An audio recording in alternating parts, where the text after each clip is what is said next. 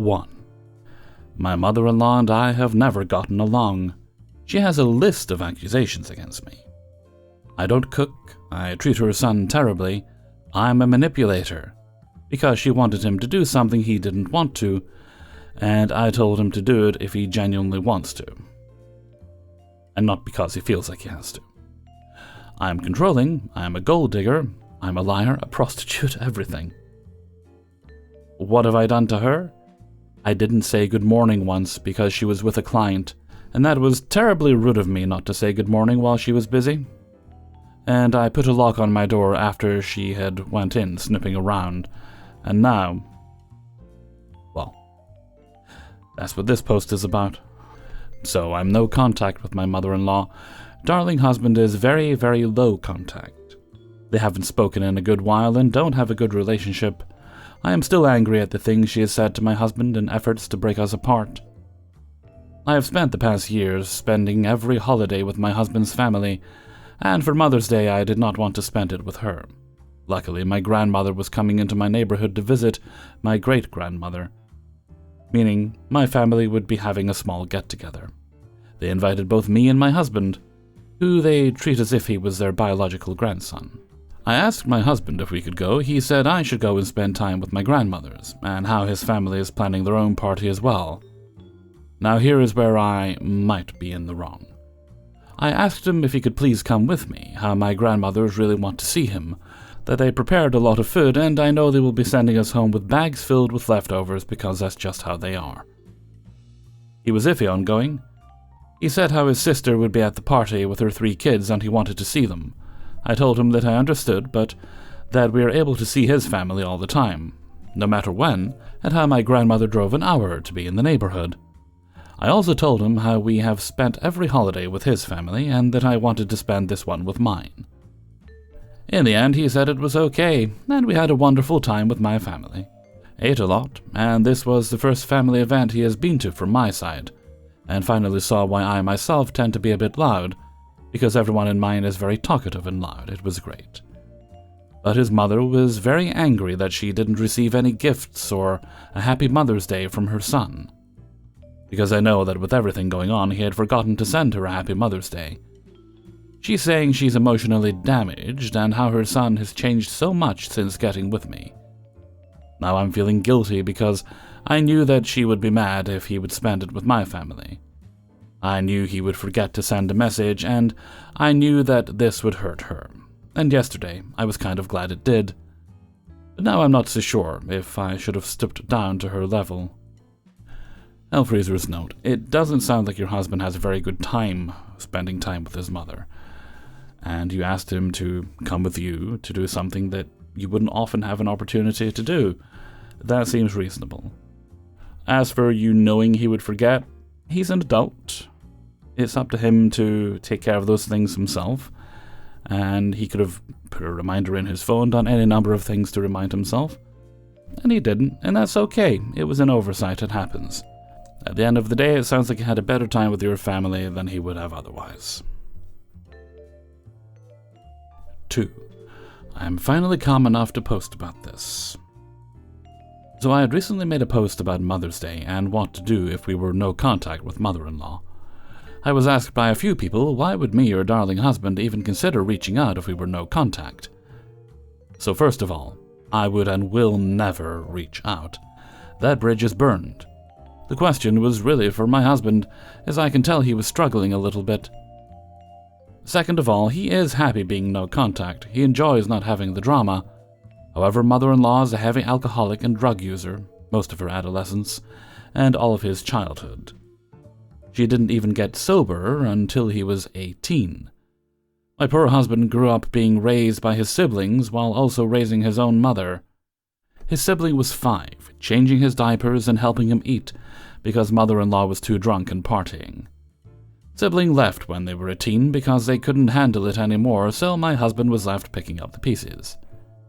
He has grown used to taking care of his mom and taking all of her crap, and because of that he has a sense of responsibility towards her.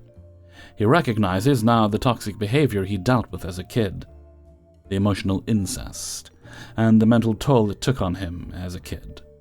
He realizes that he didn't deserve what happened and still doesn't, but it's still hard for him, and I can understand that. He had years of her gaslighting him, playing victim, and giving in to her ridiculous demands. When he was 16, she expected him to work 30 to 40 hours a week while in school so he can pay rent and buy groceries. She had state-funded housing, so all that money went to her pocket. Anyway, this is not the point of this post. The point was he ended up not messaging his mom on Mother's Day. We expected to be bombarded with messages making us out to be the bad guys, as usual, but surprisingly it was quiet. Didn't get a message, a Facebook comment, nothing. It was bliss.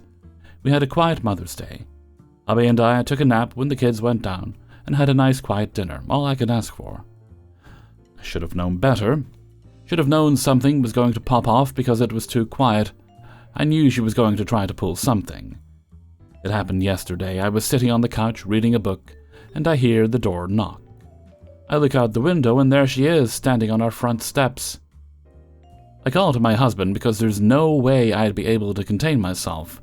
He goes to the door, opens it, and she pushes him aside and strolls straight in. I told her she's not welcome in my home, so she needed to step right back out onto the porch.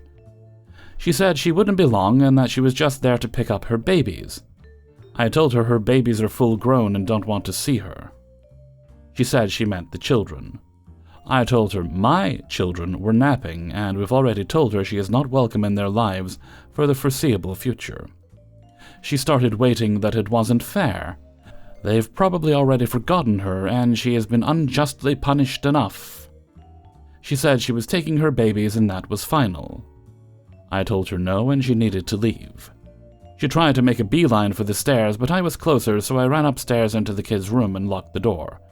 I texted hubby to take care of it or I'll be calling the police. I could hear her screaming from downstairs, saying she had rights, not in this state, and she demands to see the kids, and how we're villainizing her, and keeping her kids from her.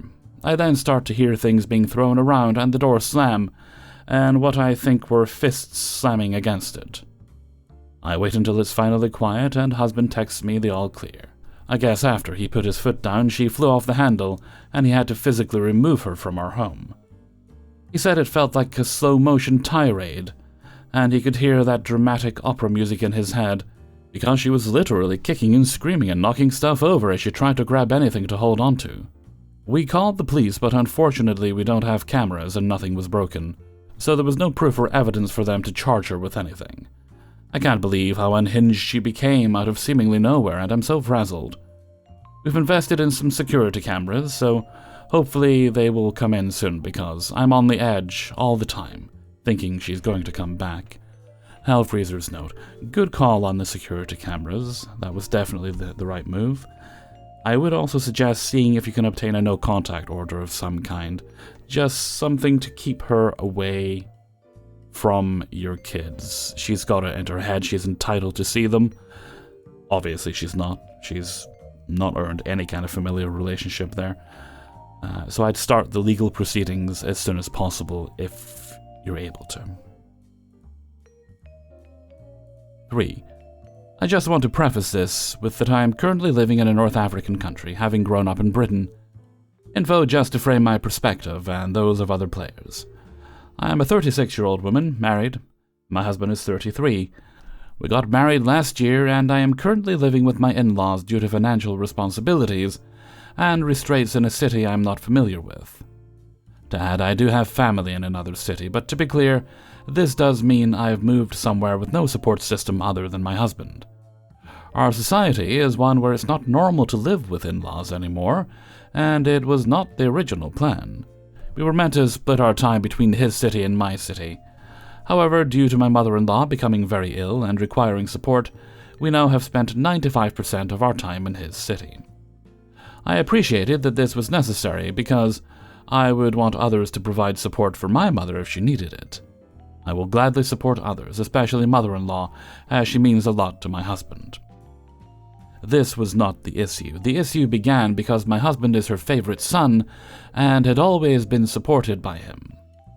When she realized we were getting married, her attitude became cold and distant with me. because she felt her son was being taken away from her and was clearly jealous, but mostly has held her tongue. Even post-marriage, though her face and attitude tell another story. Recently, though, she has been throwing digs and remarks at and around me. But what has also been getting me is how different her approach is to my 35-year-old brother-in-law's wife, 28, and her family has been. They got married a month before us. I know it should not bother me, I have no right to anyone's affections, but I've been finding myself feeling bitter at the difference in treatment and attitude.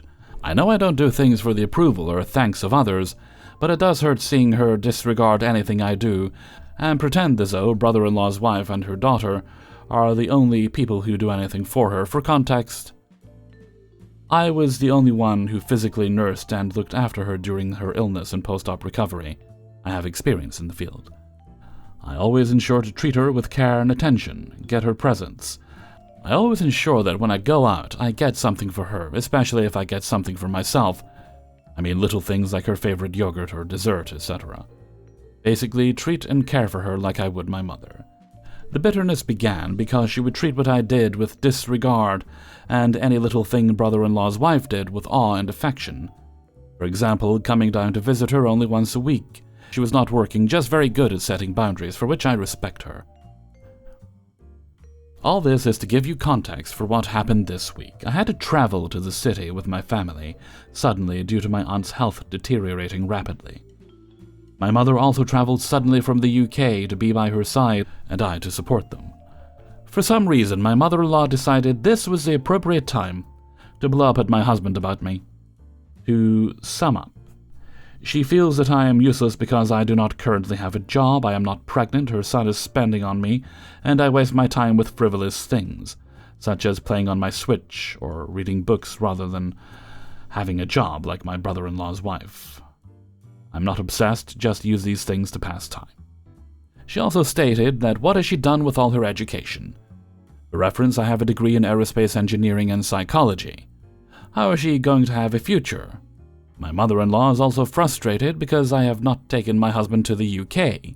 She also feels that my mother and I are taking advantage of her son because he pays for the electricity bill in her house and the other city, which, to clarify, my mother specifically gave him money to use to pay these, and she never told him to do, but he took it upon himself.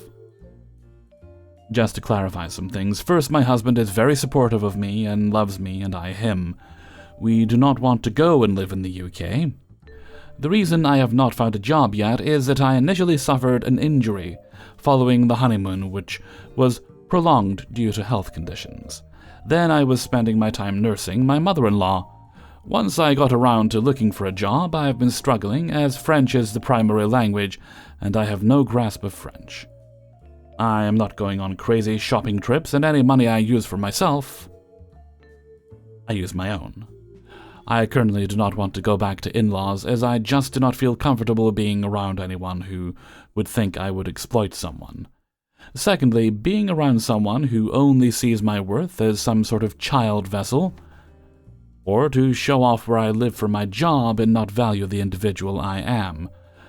I would love to move out, however, my husband's contract is coming to an end, and he has not been able to find another job. I want him to come live here, as my family are absolutely fine and happy with us staying in the house we have in the city. However, he hates the city. I am currently debating whether to stay here by myself or travel back to the UK. I honestly have lost all sense of respect for my mother-in-law, and I feel as though she's acting like a boy mum. Yes, I really don't want to give up on my marriage. I honestly am so confused for what I want for myself. I want to do in general. I'm sorry. This has been a very self-indulgent, self-centered post. I'm also sorry that you had to listen to this whole ramble. I'm just feeling very tired, hurt, and I'm not sure what to do. Any advice would be appreciated. Hellfreezer's note. Well, firstly, stop trying in any way with your mother-in-law. You're just spending emotional collateral on a debt that will never be paid in her eyes. You're wasting your time. She's decided she doesn't like you. Nothing's going to change that. That relationship was burned from the beginning because it's what she wanted. Now, as for your living situation, I think given that you've spent so much time living with your mother-in-law, that it would be reasonable for your husband to spend a little time living in the city. I understand he doesn't like it, but it doesn't have to be forever. It just has to be for a while till you guys can get yourself situated. I wish I could solve your job problem, but I can't. The only thought I have for that is you say you have a degree in psychology. From what I can tell, if that's a bachelor's or something similar, you should be qualified to operate as a remote therapist on websites like Cerebral, BetterHelp. There are others. You can do that from anywhere in the world. So that should take care of the language issue, as you can treat patients that speak the language you speak. Whatever you end up doing, I really do hope it works out for you and that you and your husband are able to find some common ground. And you are wise to not want to live in the UK, because getting your husband to the UK, I'm very much in that situation myself. I'm trying to get my fiancé to the UK, as that is ideally where we would like to live. It's very expensive, prohibitively expensive, and they keep making it more difficult. So whatever happens, I wish you both the best of luck. 4. I've been working my butt off for the last 5 years to provide for my family. Since I made much more than my husband, we agreed it was a good idea for him to be a stay-at-home dad. He has a weekend business, but other than that, he's at home with the kids. Unfortunately, my job kept me away from my kids sometimes months at a time. I am exhausted and honestly just want to enjoy my family. My husband has been telling me for the last year to take a year or two off work and just be a stay-at-home mom. His idea, and I've been fighting it for a while because I'm scared of being financially unstable again. But working so much and being away from home has been taking a toll on my health. So last month I finally agreed and quit my job. It's been awesome. Last week my mother-in-law came to visit and asked when I was going to look for another job. We didn't tell anyone of our plans, and she just assumed I got fired. I told her it wasn't in my plans at the moment, and my husband just started a new job a few weeks ago, almost right after I quit. She said that he probably wouldn't make as much as I did, and it wouldn't be fair to place that burden on him. It was my fault for living this expensive life and then just dumping that responsibility on him. She says her son deserves a provider, not a burden. I'm considering telling my husband about this. It's going to make him angry, and I don't want to be responsible for another fight. Last time she decided to make rude comments, he stopped talking to her, and it was this whole family. Really annoyed me. I'm just venting. Update. I honestly wasn't going to say anything. But about an hour ago, I was taking my son's phone, as I do every night before bed, and saw a notification from her. I respect my kid's privacy, but the message was right there, and I couldn't help to see it. It said, "Don't forget to delete our conversation." I am confused as to why she would tell my 14-year-old that, so I told my husband. He looked at our son's phone and checked the messages. He's angry. He started ranting and asked if his mom had been mean to me lately, so I told him. Apparently, mother-in-law is essentially telling our teenage boy she's the only one that cares for him. We're having a talk with him tomorrow, and my husband is going to see her over the weekend for a talk as well. We've been married for almost 16 years, and this wasn't the worst she has said or done to me. My husband started taking my side just some years ago. I know he will probably go no contact with her for a while. Update 2. So today my son had therapy. He's been going for about 3 years now, and today was not the first time his therapist suggested we keep our distance from mother-in-law and sister-in-law, which is the main reason we moved 2 hours away. He understands that no one will take better care of him than his parents, but apparently mother-in-law has been using guilt against him because she lives by herself and we moved away. She has been coaching him on how to convince us to have her move in with us. My husband will limit contact with her. It's his mom and he loves her, but again, will put us first.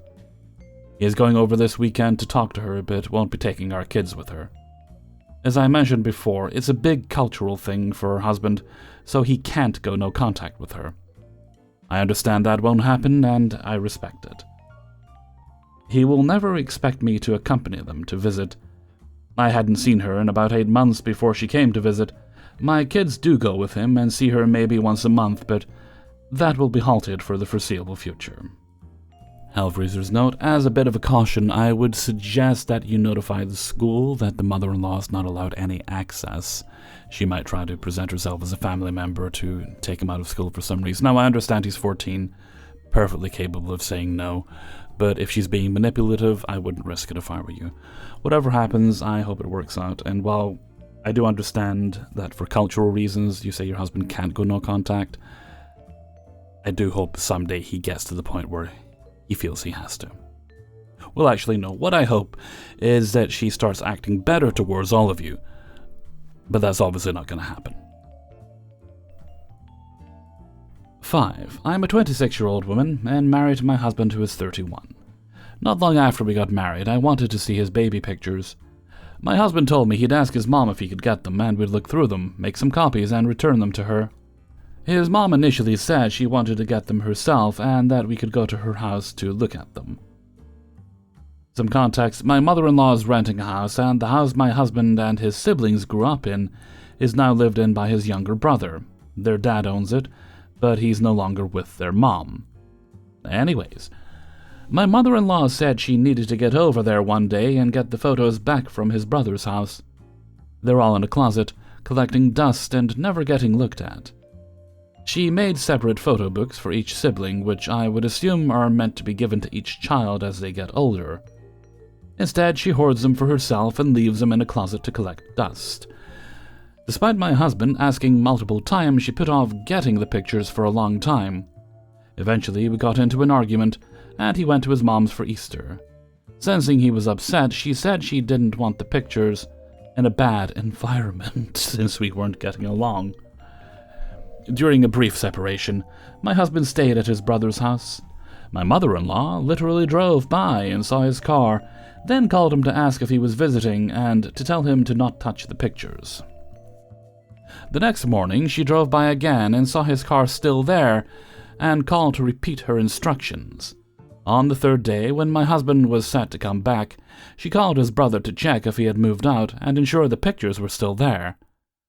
When his brother found out the pictures were gone, he called my husband and cussed him out, accusing him of using him to get to their mom's property. He told my husband to return the pictures immediately and that he was no longer welcome at his house. When my husband returned home, we looked through the book and took pictures of the photos, then sent his mom a message explaining that her behavior was unacceptable and that we were cutting her off. We also blocked his brother and decided to cut him off as well.